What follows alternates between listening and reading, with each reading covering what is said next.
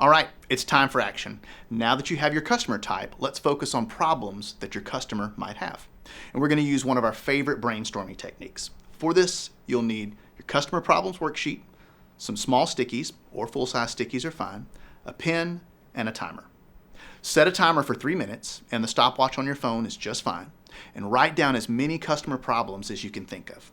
You may have even heard your customers mention a problem that they need to solve.